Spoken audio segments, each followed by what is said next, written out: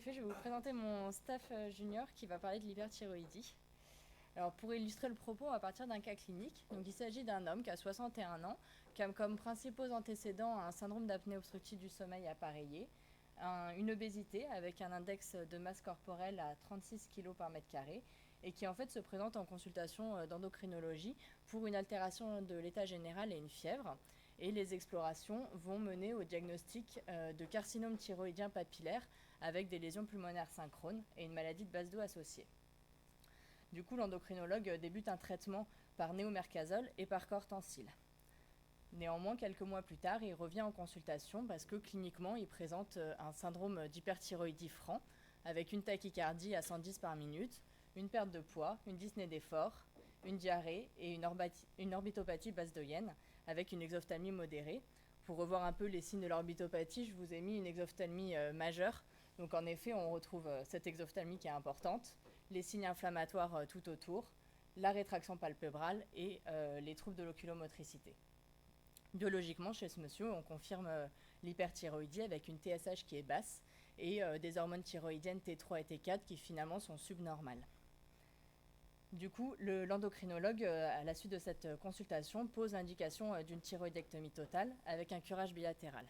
Donc c'est pour cette raison que le patient est vu en consultation d'anesthésie le mois suivant.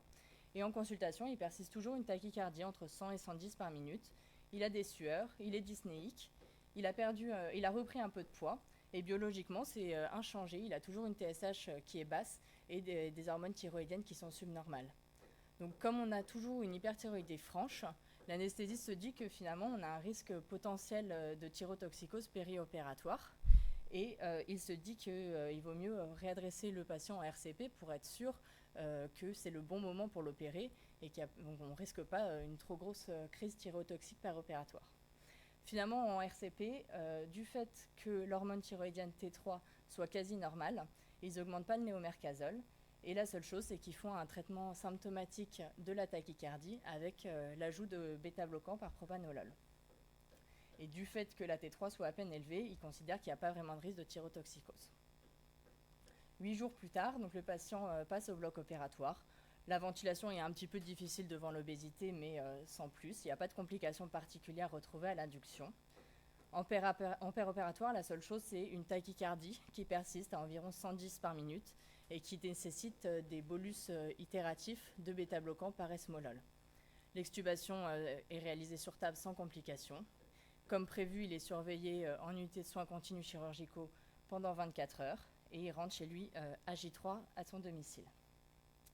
Donc finalement, en fait, toute la prise en charge s'est bien passée, mais on s'est rendu compte qu'on n'était pas forcément très au clair sur la conduite à tenir devant un patient qui présentait une hyperthyroïdie, qui n'était pas forcément complètement équilibrée, et dans quel cas est-ce qu'il fallait reporter la chirurgie et rééquilibrer le traitement. Donc c'est pour ça qu'on a décidé de revoir un peu sur la chirurgie thyroïdienne, ses indications et la conduite à tenir. Donc en effet, la chirurgie thyroïdienne, c'est quand même une chirurgie qui est fréquente, qui est en augmentation. Il y en a environ 50 000 par an en France. Et c'est une chirurgie qui n'est pas spécialisée, car le plus souvent, ce n'est pas fait par des ORL, mais par des chirurgiens digestifs. L'hospitalisation est plutôt courte, elle dure 24-48 heures, et il est dit que les risques sont maîtrisés si les patients sont en euthyroïdie. Donc, je vous ai mis un schéma pour situer anatomiquement la thyroïde. Donc, c'est ce qu'on voit en rose sur le schéma. Donc, elle est constituée de 2 lobes unis par un isthme. Elle est sous le cartilage cricoïde. Et les repères anatomiques importants, notamment au niveau chirurgical, c'est en jaune les nerfs récurrents et les petits ronds qu'on voit aux extrémités de la thyroïde qui sont les glandes parathyroïdes. La thyroïde, le fonctionnement, en fait, c'est la régulation qui a une synthèse au niveau de l'hypothalamus de la TRH, qui est la thyroglibérine, qui va permettre d'agir positivement et de la synthèse au niveau de l'hypophyse de la thyrostimuline, qui est la TSH, et qui elle-même va se fixer sur les récepteurs de la membrane des thyrocytes pour permettre la libération des hormones thyroïdiennes que sont la T3 et la T4. Et ces hormones thyroïdiennes vont effectuer un rétrocontrôle négatif sur la TSH et sur la TRH. Donc le rôle de ces hormones thyroïdiennes, c'est après dans tout ce qui est calorigenèse, synthèse des protéines, captation du glucose, dégradation des lipides. Les indications de la chirurgie thyroïdienne. En cas d'hypothyroïdie, finalement, il n'y a pas d'indication, sauf si on a un goitre qui est devenu compressif. Les indications sont seulement en cas d'hyperthyroïdie. Et dans ce cas-là, il y a soit lorsque le goitre a un retentissement endocrinien, soit pour l'hyperthyroïdie à l'amiodarone, soit pour le cancer thyroïdien. Et il existe en gros 3 types de cancers thyroïdiens. Le cancer différencié qui est le plus fréquent, qui peut être vésiculaire ou papillaire, le cancer médulaire et le cancer anaplasique.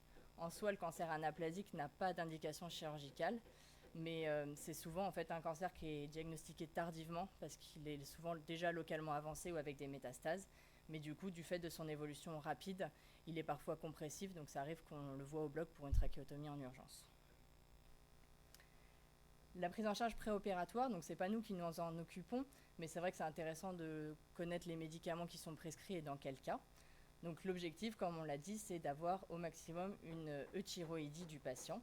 Donc il y a un traitement étiologique qui est administré pour diminuer la production des hormones thyroïdiennes. Donc le plus souvent, il s'agit d'antithyroïdiens de synthèse, dont le néomarcazole qu'on avait vu sur notre patient. Donc c'est le traitement administré le plus fréquemment, mais il agit en 4 à 6 semaines. Donc c'est vrai qu'il faut quand même 1 mois et demi pour obtenir une euthyroïdie. L'autre principal traitement qui peut être utilisé, c'est de l'iode stable, le Lugol, mais qui a comme principal effet secondaire de provoquer une nécrose de glande. Donc il est plus utilisé chez les patients âgés ou si on a besoin d'un délai d'action plus rapide puisqu'il met 1 à 2 semaines à agir. Mais par contre, il dure moins longtemps parce que son effet s'amenuise en quelques semaines. L'autre traitement principal, c'est le traitement symptomatique des manifestations adrénergiques de l'hyperthyroïdie par bêta-bloquant, donc le plus souvent du propanolol, qui est administré 10 à 15 jours avant la chirurgie.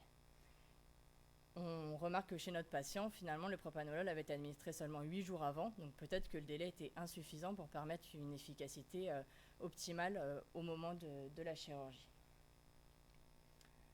Donc, pour résumer, les traitements les plus souvent utilisés, c'est l'antithyroïdien de synthèse. S'il y a un échec, on rajoute un bêta-bloquant. Et s'il y a encore un échec, on rajoute du Lugol pour faire baisser plus rapidement les hormones thyroïdiennes.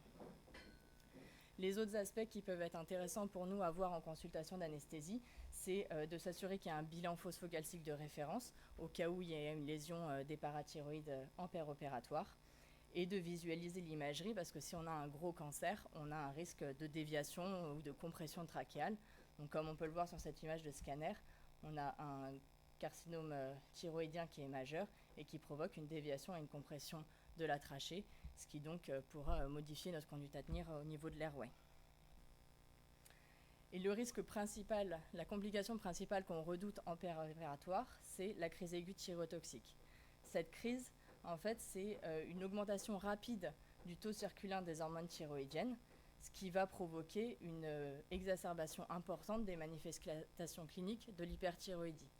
Finalement, dans la littérature, on ne retrouve pas vraiment de seuil qui permettent de dire qu'on est en hyperthyroïdie ou qu'on est passé en crise aiguë thyrotoxique. Il n'y a pas de valeur absolue pour la TSH ou pour les hormones thyroïdiennes.